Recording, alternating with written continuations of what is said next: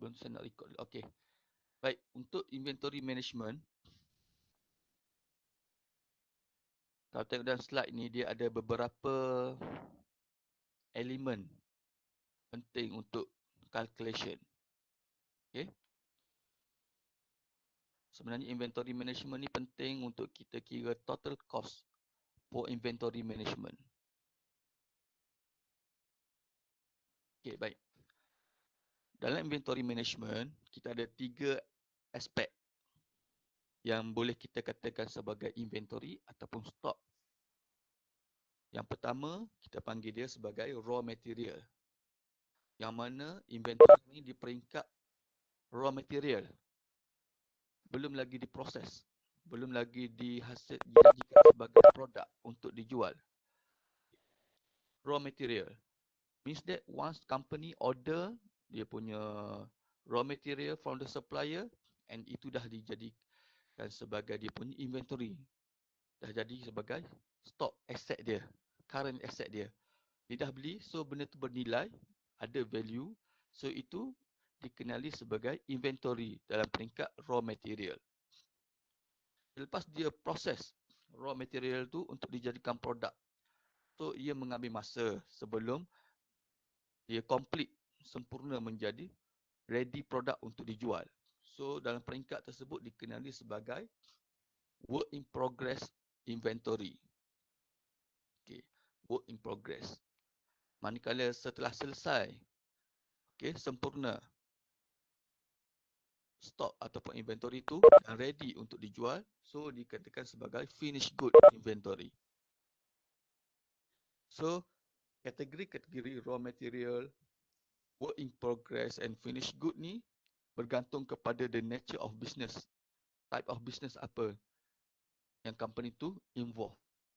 Kalau dia lebih kepada service company, so dia tak adalah dalam konteks ni. So kalau dia jenis jual barang, dia ambil daripada supplier barang yang dah ready made untuk dijual, so dia tak ada dalam peringkat raw material dan work in progress.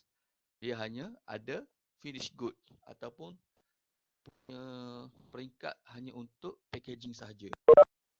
Rebranding, letak nama dia. Dia beli barang daripada Vietnam ataupun Indonesia, okay, dengan low cost, low price, harga rendah. So dia packaging, brand, letak brand dia, so markup harga, jual. So tak ada raw material lah kat sini peringkat ni. So bergantung kepada the nature of business yang company tu involve. Okay, dalam konteks ni, company masih lagi dengan dia punya matlamat asal dia to maximize shareholder profit ataupun keuntungan yang maksimum. So bagaimana dapatkan keuntungan maksimum? Sudah tentu dia salah satunya adalah untuk kurangkan kos. So mengurangkan kos inventory antaranya. So inventory cost boleh dikira, okey, boleh didapati dengan kita tambah total carrying cost dengan total ordering cost. Yang akan membentuk total inventory cost. Untuk kira total inventory cost, pertamanya kita perlu kira dia punya total carrying cost berapa. Okey. Dan kita kena kira terusnya total ordering cost. Barulah kita dapat total inventory cost. Untuk mengira, untuk mendapat total carrying cost, kita perlu pertamanya capai ataupun kira average inventory per production. Okey. Dalam konteks ni, average inventory adalah Q, quantity inventory yang sepatutnya kita hasilkan. Sebagai contoh, setiap masa kita perlu hasilkan sebanyak 100 unit inventory. Untuk kita katakan the optimum number of inventory, kita kena hasilkan untuk jualan. Jadi, setiap masa kena ada 100 unit stok ataupun setiap masa kita hasilkan 100 unit stok. Okay, 100 unit stok ni akan dijual, betul? Lepas kita jual, barang ataupun stok kita makin berkurangan sehingga kosong jumlah dia. Habis dijual, kosong. Bermaksud, kalau tengok dalam graf ni, okay, bermula pada masa kosong, kita ada kuantiti sebanyak Q, iaitu 100 unit sebagai contoh. Okey. Through the time, kita akan jual produk kita. Sehingga mencapai satu masa di mana semua produk ataupun inventory kita habis terjual. So, di sini masa tersebut adalah pada waktu 1. Mana 1 menunjukkan di mana production ataupun inventory yang ada dalam company itu habis dijual. So, dalam selang satu masa, 1, pada awalnya ada Q quantity. Dan seterusnya pada masa 1 akan ada 0 quantity. To average sepanjang masa 1 tu, selang masa 1 tu, Q plus 0 divided by 2. So, sama dengan Q over 2. Ada separuh lah kat sini. Betul. Begitulah selang masa berikutnya. Pada 1, dia hasilkan balik production hingga level Q, iaitu 100 unit. Dan dijual habis pada waktu 2. Dia hasilkan balik pada waktu 2 setelah habis production tu pada jumlah 100 unit, iaitu Q level. Dan dia jual balik sehingga 3 habis kosong. Dan dia tambah lagi, hasilkan lagi sehingga Q dan seterusnya. So, setiap selang masa, average dia adalah Q over 2. So, dalam konteks ni, average inventory dia adalah separuh daripada kuantiti asal dia. Tu Q over 2. Dalam slide ni, Q over 3 ni salah lah. Okey, kena betulkan Q over 2 kat sini. So, average inventory, okay, untuk selang satu masa tu, kali dengan berapakah kos yang dibawa untuk satu unit. Okay, barulah kita dapat total carrying cost untuk per unit lah. Okay, seterusnya, kita tengok pula kepada total ordering cost. Total ordering cost adalah number of order. Okay, number of order, berapakah banyak bilangan order. Okay, number of order ni bermaksud the demand toward inventory, the demand toward our product, company product, okay, oleh customer, berapa banyak setiap selang satu masa, dibahagikan dengan production, produk yang dihasilkan oleh company itu. So, number of product, okay, iaitu S divided by Q. Okay, S divided by Q sama dengan bilangan order, number of order. Okay, S adalah demand, Q adalah kuantiti yang dihasilkan, kali dengan O. O adalah cost per order ataupun ordering cost per order. Setiap unit tu ada cost dia. So, kita kali dapatlah total ordering cost. So, total cost secara tak langsungnya, total carrying cost Q over 2 times C, okay, plus total ordering cost S divided by Q times O. Dapatlah dia punya formula total cost. Okay, itu adalah total cost. Kat sini baru kita dapat total cost. Dan total cost, kita kena kira economic order quantity. Kenapa kita kena tentukan economic order quantity? Sebab kita tak nak hasilkan produk yang terlampau banyak sehingga menelan kos yang banyak tetapi tidak terjual. Ataupun kita tak nak menghasilkan production, inventory yang minimum, yang kurang daripada demand yang sepatutnya. Sebab kita boleh hasilkan inventory yang mana boleh dijual dalam bilangan yang lagi banyak. Sepatutnya kita hasilkan 200 unit tetapi kita hasilkan 100 unit. Kita dah hilang customer 100 unit. Rugi. Jadi kita hasilkan 200 unit. Padahal dengan penghasilan 200 unit ni, kita boleh habis dijual tanpa perlu kita simpan dia punya production tu untuk dijual. So, kita perlunya tentukan economic order quantity. So, bagaimana nak tentukan economic order quantity? Okey. Dalam menentukan economic order quantity, kita tengok kepada graf di sebelah ni. Okey. Di sebelah kanan formula. Okey. Dalam pengiraan carrying cost, okey, Q divided by 2 times C, kita akan dapat satu graf yang linear upward trend. Ia ke atas. Satu garis linear yang ke atas. makin meningkat. Bermaksud, makin bertambah bilangan kuantiti, makin bertambah kos dia. Okey? Makin bertambah kuantiti, makin bertambah kos. Makin meningkat kuantiti, semakin meningkat kos. Seterusnya, kita tengok kepada graf yang kedua, iaitu ordering cost. Okey. Ordering cost kita tengok, dia berlawanan dengan graf carrying cost. Yang mana kita tengok kat sini, makin bertambah bilangan order quantity, iaitu Q, makin berkurangan cost dia, annual cost. So kat sini graf makin menurun secara gradual. Okey, gradually menurun. So bermaksud, kita tengok pada selang satu masa, dia akan bersilang antara carrying cost dengan ordering cost. So kat sini, titik persilangan dia adalah dekat Q0. Okey, ikan dekat garis Q0 ni, yang mana Q0 adalah titik persilangan antara carrying cost dengan ordering cost.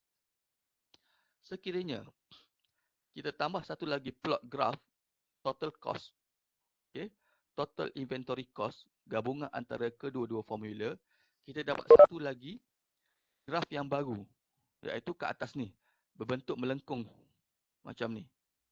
Okey, bentuk macam ni, yang mana melambangkan total cost, yang mana Q, penghasilan Q ni akan penghasilan yang Q yang makin meningkat akan menyebabkan kos makin menurun. Sehingga satu masa, kos makin meningkat. Okay.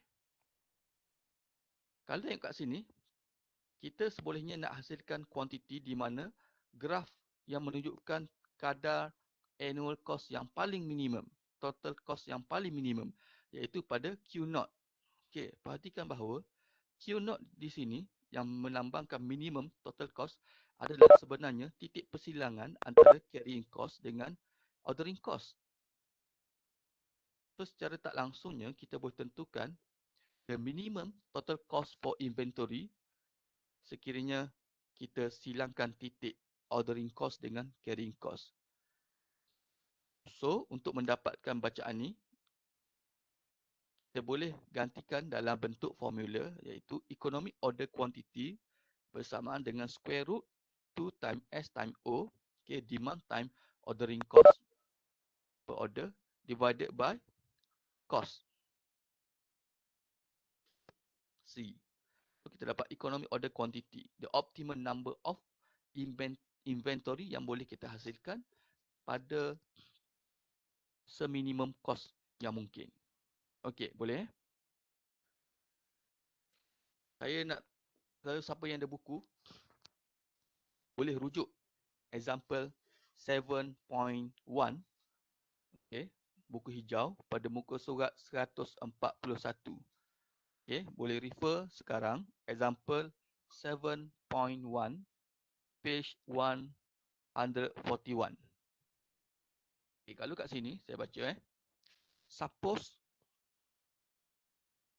a firm estimate the following. Okay, the given information dia ada 3. Yang pertama, total annual demand. Okay, demand terhadap production, demand terhadap produk, iaitu S sebanyak 20,000 units. Ordering cost sebanyak $300 untuk satu per order. Manakala carrying cost adalah $3 per unit. Okay. Ordering cost total total keseluruhan dia lah, bukan per order. Untuk ordering cost dia kira secara lump sum $300. Tetapi carrying cost per unit. So makin banyak unit makin bertambah lah sebab mengikut graf kan. So kalau macam ordering cost, kalau kita order 1 unit tetap kena $300. Kalau kita order 10 unit tetap dikenakan $300 charge. So makin banyak produk yang kita order, nisbah kos dia semakin mengecil sebab kita divide dengan 300 jumlah yang sama. Boleh faham So kat sini berapakah dia punya economic order quantity? So economic order quantity kita plug into the formula. Okay. EOQ sama dengan 2 times 20,000 times 300 divided by 3. So, kita akan dapat 2,000 units. So, company tu dapat menghasilkan 2,000 unit pada kos yang paling, total cost yang paling minimum. Sekiranya dia menghasilkan below than 2,000 unit, dia dah, orang kata, melangkaui minimum cost yang sebenarnya dia sepatut dapat. Apabila dia menghasilkan lebih daripada 2,000 unit, so menyebabkan kesan yang sama, kos makin bertambah. So the optimum minimum cost for inventory production adalah 2,000 units. Okey, lepas kita dapat 2,000 units, kita plug into the formula berapakah total cost sebenarnya company tu hadapi ataupun company tu akan dikenakan. Masuk formula, gantikan Q dalam total cost ni dengan 2,000 unit dan kita akan dapat jumlah total inventory cost yang dihadapi oleh company tu adalah sebanyak $6,000. Okey, senang je form inventory management. Cuma kita kena hati-hati kadang-kadang mengikut pengalaman saya, pelajar ingat formula tapi dia tertukar. Total ordering cost dia guna formula total carrying cost. Manakala total carrying cost dia guna formula total ordering cost. So faham sahaja, carrying cost adalah cost per order, cost per unit. Okey, maksud kata dia makin meningkat, makin banyak unit makin meningkat cost dia. Manakala order, sekali order cost yang sama. Bukan makin banyak order makin bertambah cost order tu. So cost order adalah lump sum. Makin banyak order makin sama, tetap sama harga dia. Okey, lepas tu economic order quantity untuk mengira berapakah the optimum, okey, total minimum cost for inventory production. Lepas kita dapat economic order quantity, baru kita boleh kira dia punya total inventory cost. Okey, itu adalah dia punya formula for inventory management. Okey, seterusnya kita akan tengok dalam konteks ni ada reorder point. Okey, apakah yang dimaksudkan reorder point? Reorder point adalah realiti terhadap perjalanan operasi bisnes. Di mana kalau kita tengok pada graf sebelum ni, okey, berbalik pada graf asal, kita tengok penghasilan, okey, production pada Q level bagi contoh 100 unit dapat dihasilkan dengan serta-merta setelah all inventory stock itu deplete pada time 1, iaitu pada masa 1 habis dijual sehingga mencapai kosong unit level of quantity. Dan dia menghasilkan ataupun menggantikan 100 unit pada masa yang sama kepada 100 level quantity. So dia dapat hasilkan dengan serta-merta. Realitinya tidak. Penghasilan mengambil masa, ordering mengambil masa, carrying pun mengambil masa. Sebagai contoh kat graf ni. Okay, kat graf ni mengatakan bahawa demand ataupun jualan tidak semestinya downward linear graph. Okey, ada masa dijual, ada masa lambat dijual. So graf dia tak stabil macam ni lah. Sehingga satu tempoh masa yang mana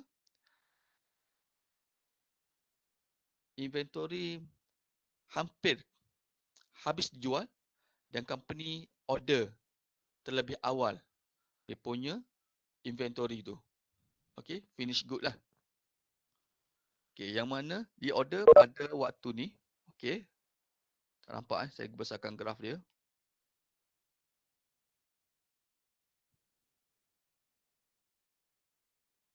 Okey, nampak Okey, di mana ordering time dibuat pada sini. Ordering point. Sepatutnya kalau mengikut graf sebelum ni, dia terus memenuhi bilangan inventory. Tapi tak. pada waktu selang masa ini, barulah jumlah inventory dipenuhi balik pada level yang asal. Yang mana dalam tempoh tersebut, sebelum inventory itu dipenuhi balik, dia mengambil masa yang mana masa tersebut ada inventory yang dijual, berjaya dijual. Okey, sehingga capai tahap ni. Bermaksud kat sini satu lagi, company masih lagi ada stok yang boleh dijual sebelum inventory dipenuhi balik pada level asal. Boleh faham Kalau kat sini, okey, kesan buruknya, sekiranya company ditunggu inventory dia dijual sehingga tempoh kosong, okey, pada waktu kosong, bukan pada waktu kosong, pada level zero, so dia dah tak dia perlu menunggu sedikit masa untuk restock balik barang dia.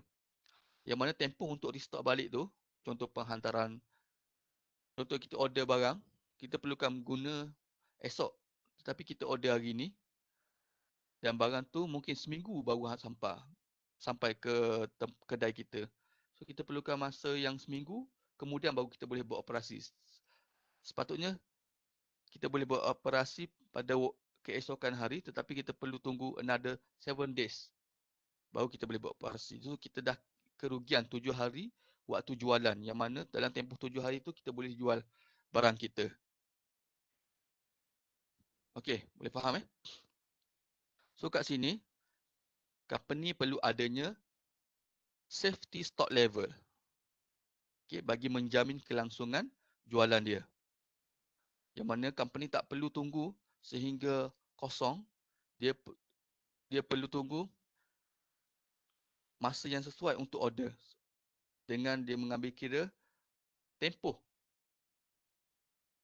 barang tu sampai ke kedai. Ataupun dalam arti kata lain, company tu perlukan masa selain daripada barang tu sampai, dan juga apabila sampai dia perlukan masa untuk diproses dia punya raw material tu, jadikan dia sebagai finished good untuk dijual. Okey, boleh faham So dalam aspek ni ada 3 point, okey, inventory level, reorder point, safety stock level. So safety stock level adalah punya stok kecemasan dia lah. Reserve yang perlu ada, backup stok yang perlu ada. Reorder point dia perlu tentukan bilakah titik point yang dia perlu order. Okay, ada soalan? Okay, dia senang je.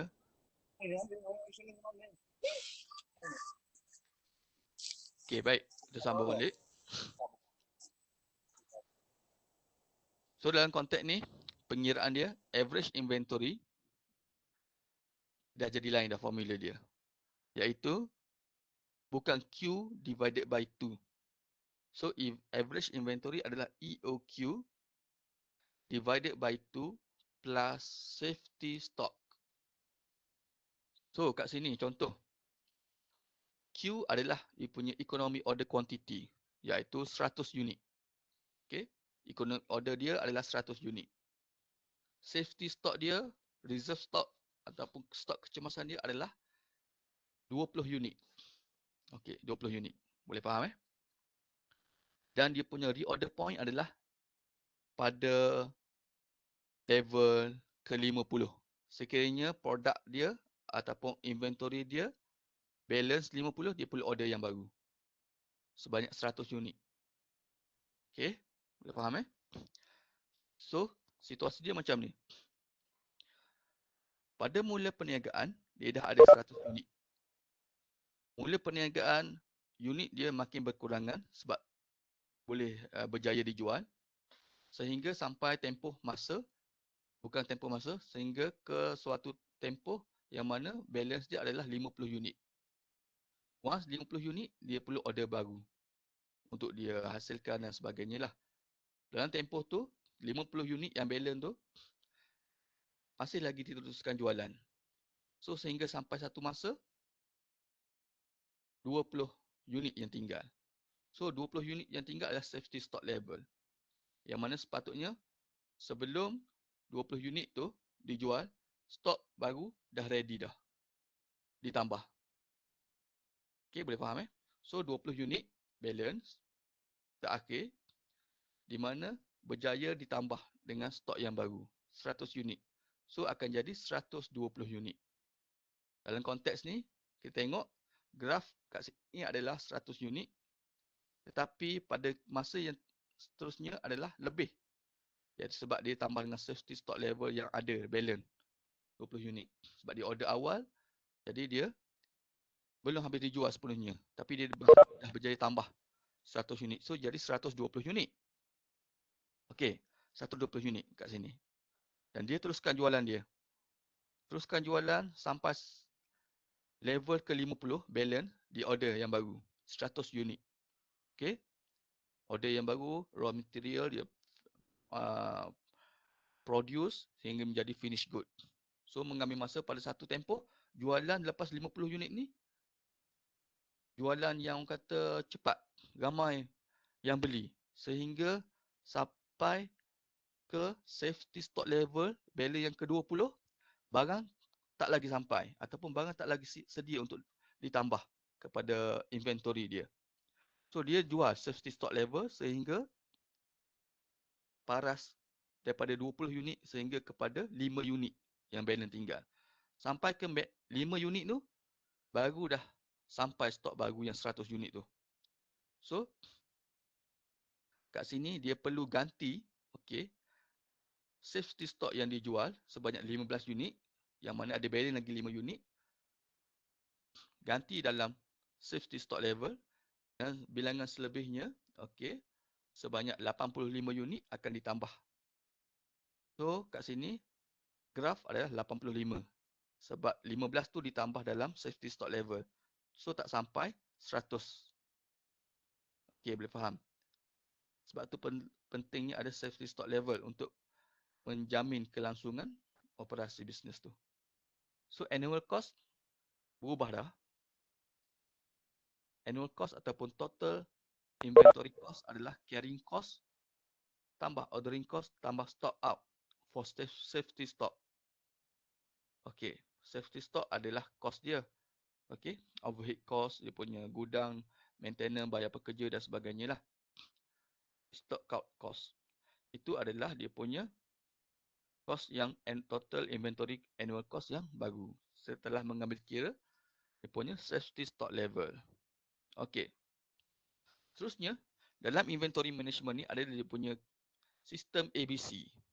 Okay, yang mana sistem ABC ni dia devote atau dia bahagikan, dia klasifikasikan inventory mengikut kepentingan ataupun mengikut dia punya kadar jualan.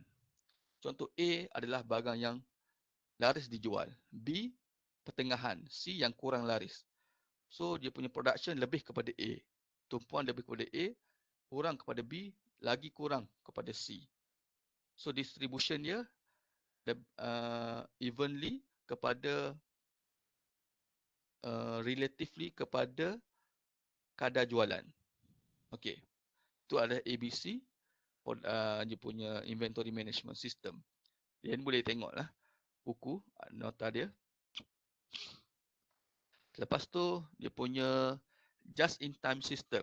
Okey, just in time system ni nak pastikan bahawa production, penghasilan, penghantaran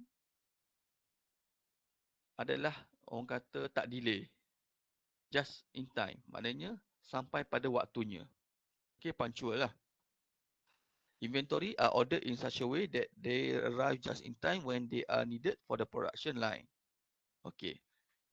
Itu sahaja yang mana yang dalam konteks JIT ni dia perlu pastikan bahawa supplier, okey, transportation company, okey, production tu mesti orang kata ada hubungan baik, ada baiklah relationship yang bagus untuk menjamin dia punya ni masa untuk on time lah dia punya inventory tu sampai.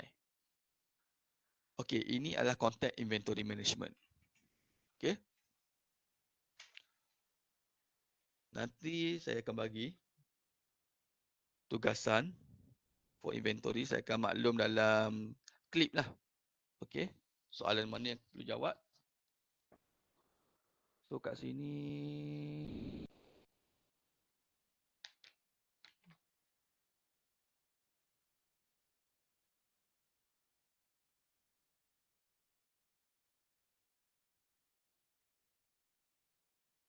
Okey. Saya bagi tugasan soalan. Awak boleh jawab soalan 10 Jawab soalan 10, muka surat 145. Okey. Satu soalan saja. Okey. Seterusnya, kita boleh sambung dengan chapter time value of money. Soalan 10 awak boleh buat hari ni dan hantar malam ni. Okey. Dalam macam biasalah, dalam bentuk email. Saya rasa tak susah soalan ni. Boleh jawabnya. So, time value of money. Boleh teruskan? Boleh. Boleh Zai, boleh. Okey, untuk time value of money, topik ni topik popular. Yang mana banyak kursus-kursus yang ajar time value of money ni. Maknanya time value of money ni awak dah familiar dah. Okay. Cuma yang awak kena fokus adalah formula dia. Mungkin saya tak perlu terangkan secara detail. Ya, awak boleh tengok kepada formula dia. Dalam konteks ni, untuk kira satu, okay, contoh dia ada dua, future value and present value. Untuk kira future value, ada beberapa jalan pengiraan dia. Iaitu secara draft line ataupun dia punya timeline tu. Okay, kira secara macam ni. Okay, ini adalah dia punya timeline. Kita buat timeline, kita kira satu-satu. Kita kira satu-satu future value dia. Yang kedua, kita guna formula.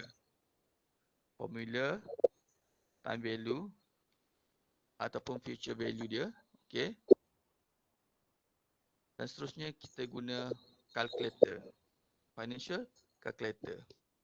Bukan guna calculator biasa, kita guna financial calculator, kita hanya just masuk input figure, interest payment berapa, present value berapa, calculate future value. Dapat jawapan dia. Okay. Itu jalan kira dia. So kat sini, time value of money ada 4 pecahan. Ataupun boleh jadi 6 pecahan. Yang pertama, okay, yang pertama kita panggilkan sebagai simple future value. Okay. Simple future value. The simple future value ni macam ni lah formula dia. Kita ada amount RM1,000 Malaysia. So in future berapakah nilai dia? Sebab time value of money mengatakan bahawa makin meningkat masa, makin berkurangan value. Contoh 1000 unit sekarang adalah 1000 value dia. So 10 tahun akan datang in future berapakah nilai RM1,000 Malaysia? Dia punya future value. Simple future value. Manakala future value compounding, okey.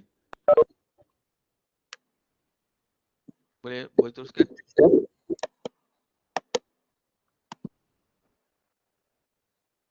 Compounding.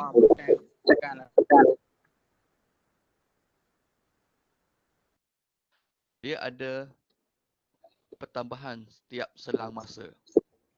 Bergantung kepada jenis compounding. Contoh annual compounding. Okey, dalam tempoh 10 tahun, setiap tahun akan ada compounding interest. Maknanya setahun akan ada pertambahan interest. Tahun kedua ada pertambahan interest. Tahun ketiga ada pertambahan interest. Akan dicompoundkan jumlah interest tu. Okey. seterusnya present value. Simple present value. Simple present value kita nak tahukan berapa nilai, okey, 10,000 in future pada 10 tahun akan datang. Berapakah nilai dia sekarang? Contoh kita perlukan 10,000 pada tahun yang ke-10, 2030, tahun 2030. Berapakah nilai pada waktu 2020? Waktu tahun sekarang. So kita presented, discounted dia punya nilai tu. Itu adalah present value. Simple present value. Ada formula dia, ada kita boleh guna timeline dia, dan kita boleh guna calculator, financial calculator. Okey, baik. Selepas tu kita boleh tengok dia punya annuity. Okey, annuity. Apakah itu annuity? Annuity adalah dia punya series of payment. Okey, berkala. Maknanya setiap masa kita akan masukkan duit ke dalam tabung. Contoh, kita ada 1,000 sebelum ni, kita masukkan 1,000 ke dalam bank. Yang mana bank akan membagi dividend profit kepada kita banyak 1%. So, berapakah jumlah future value untuk 10 tahun, duit 1,000 yang dimasukkan ke dalam bank tu, plus dia punya dividend profit 1% selama 10 tahun. So, kita boleh guna compounding formula. Okey. Guna formula compounding, kita mungkin dapat 10,000 100. 100 adalah dia punya dividend profit. Sebagai contoh lah. Saya tak kira kat sini. Tapi berlainan dengan annuity. So annuity ni adalah setiap tahun kita akan masukkan jumlah 1,000. Okay. So tahun pertama 1,000, tahun kedua 2,000, tahun ketiga 3,000 sehingga tahun yang ke-10 10,000. So setiap tahun tu akan dikenakan ataupun akan diberi dividend profit. Itu adalah dia punya annuity. Berkala, setiap masa akan ada dia punya pertambahan amount ataupun dalam konteks kita kata sebagai withdrawal, setiap masa kita akan keluarkan duit dengan jumlah amount yang sama. Contoh, tahun pertama kita keluarkan 1,000, tahun kedua kita keluarkan 1,000, tahun ketiga kita keluarkan 1,000, setiap masa kita keluarkan amount yang sama. Setiap tahun ataupun setiap bulan, setiap 6 bulan sekali, bergantunglah. Itu antara dia punya annuity. So annuity pun ada dia punya future value annuity dan juga present value annuity. Okey. Dalam annuity, okey, selain kita guna timeline calculation ataupun saya katakan traditional calculation for present value and future value annuity dan juga present value annuity, kita boleh guna formula untuk mudahkan pengiraan tu. Tak perlu ambil pembaris, buat satu garis masa. Kalau tempoh masa tu 5 tahun, mungkin possible lagi nak buat. Kalau 10 tahun, dah makin panjang. Kalau 100 tahun, memang macam impossible lah untuk lukis benda tu. Jadi kita guna formula. So formula tu kena hafal lah. So, ada satu lagi cara selain timeline calculation, formula calculation, guna financial calculator, kita guna yang keempat teknik secara table. Okey. Dulu kita tengok buku sifir. Kat belakang buku matematik ada buku sifir. Okey, sifir 1 hingga 12. Tapi dalam buku finance, okey, buku hijau ni saya tak pasti ada ke tak. Akan ada dia punya table, financial table. Ya, saya check. Tak ada. Okay. Financial table awak boleh tengok dalam Google. Okay. Okay. Saya try.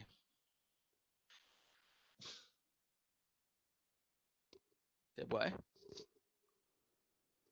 present value table.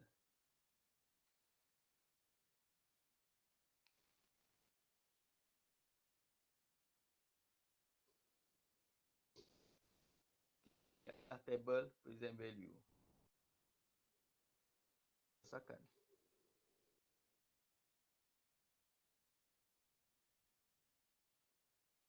Okey, nampak Inilah table present value. Sebagai contoh kat sini, interest adalah 10%. Ataupun saya ambil kat sini, contoh dia 8% interest. Okey. Yang mana mengambil masa selama 14 tahun. So, berapakah faktor present value tersebut? So, kat sini, kita ambil nilai 8%, kita cari persilangan pada tahun ke-14. Tahun pertama, kedua, ketiga, sampai kita kira tahun ke-14. Ataupun kita tengok persilangan dia dengan nombor di tepi ni. Ini adalah faktor present value pada 8% interest dan masa selama 14 tahun. Ini adalah faktor dia. So, faktor ni kita ambil bacaan dia dan kita kalikan dengan jumlah principal amount kita. Sebagai contoh, 1,000. So, 1,000 kali dengan jumlah ni. Berapa nilai dia? Itu adalah nilai present value tersebut. Okay. Itu cara menggunakan table. So, apabila nilai tersebut, kita gantikan dalam formula, kita akan dapat nilai yang hampir sama dengan bacaan yang kita dapatkan secara pengiraan table. Nilai yang hampir sama. So, kita yang paling susahnya kita kena ada table dia lah. Sebab table, okay, table future value lain dengan table present value. Table annuity present value lain dengan table present value yang biasa. So, akan ada 4 table.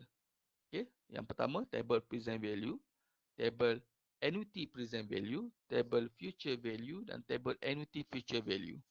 Tu awak kena ingat ada 4. So, tak boleh tertukar. Nanti kalau dalam exam, saya suruh kira future value menggunakan table. So, awak kena pastikan table yang betul. Ataupun saya suruh kira mengikut formula. So, awak kena pastikan penggunaan formula yang betul. So, tak boleh tertukar lah. So, sebab tu saya kata dalam time value of money, awak kena ingat 4 aspek. Pertama, present value, annuity present value, future value dan juga annuity future value. Okey. Dalam annuity juga, dia ada pecahan. Okey. Sebab tu saya kata mungkin 4 ataupun 6. Apa itu pecahan dia? Pecahannya adalah dalam annuity akan ada ordinary annuity. Okey, yang pertama dan juga annuity due. Okey. Ordinary annuity adalah annuity yang mana annuity yang biasa. Okey, kat sini.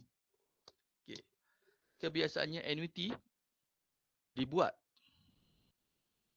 tambahan setiap selang masa tu di penghujung tempoh. Contoh, kita akan masukkan 1,000 setiap tahun selama 10 tahun. Okey. Setiap tahun, adakah kita masukkan pada bulan Januari ataupun bulan Disember? Sekiranya kita masukkan pada bulan Disember, annuity tersebut adalah annuity biasa. Ordinary annuity. Okay. Boleh? Tetapi sekiranya annuity tersebut pembayaran dibuat pada awal, iaitu pada bulan Januari. So, annuity tersebut dikenali sebagai annuity due. Okay, yang mana pembayaran dibuat di awal tempoh. Jadi, apabila annuity due yang kita gunakan, formula dia berbeza dengan annuity biasa. Okay. Pada konteks ni, kita tengok kat sini bahawa okay, kalau annuity due, kita bayar pada awalnya, so kita dah entitled untuk to get profit from the investment ataupun dividen daripada simpanan kita kat bank tu pada tahun tersebut. Jadi kita dah dapat extra one time ataupun one period of profit. So formula dia akan jadi macam ni. Ini adalah formula ordinary annuity. Okay. PMT adalah payment divided by 1 divided by R times 1 minus 1 plus R to the power of N. Formula ordinary annuity. So kena ingatlah formula ni. Okay. Kalau annuity due, awak hanya perlu tambah kat belakang ni kali dengan 1 plus R. Ataupun ada dalam ni formula dia. Oh, dia tak tunjuk formula dia. Okay. Kat sini ada. Dalam solution ni adalah jenis annuity due. Yang mana awak kena tambah 1 plus R. Sini. Dalam formula asal. Okay. Formula asal kat sini. Okay. Awak perlu tambah 1 plus R. Untuk present value annuity. Kalau future value annuity, okay, awak kena tambah mana future value annuity.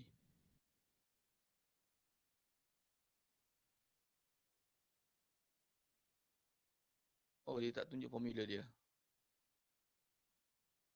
Future value annuity pun awak kena tambah 1 plus R kat belakang dia untuk annuity due. Okay, boleh Last kali adalah dia punya effective annual rate. Effective annual rate adalah rate has a very significant impact on time value of money. Pukul 10 dah. Sejam dah. Baik. Di sini kata contractual annual interest rate in future value and present value calculation is called the nominal rate. Rate yang terdapat 1%, 8% yang ada adalah nominal rate. Rate yang sebenar ataupun effective annual rate kita kena kira secara formula yang ni. Barulah kita dapat the real interest rate, dia punya effective annual rate. Yang kita dapat tahu contoh rate sebelum ni adalah nominal rate. So lagi effective annual rate 5% interest rate for lain dengan 5% interest rate for 10 years. So kat sini kita kira dia punya effective annual rate.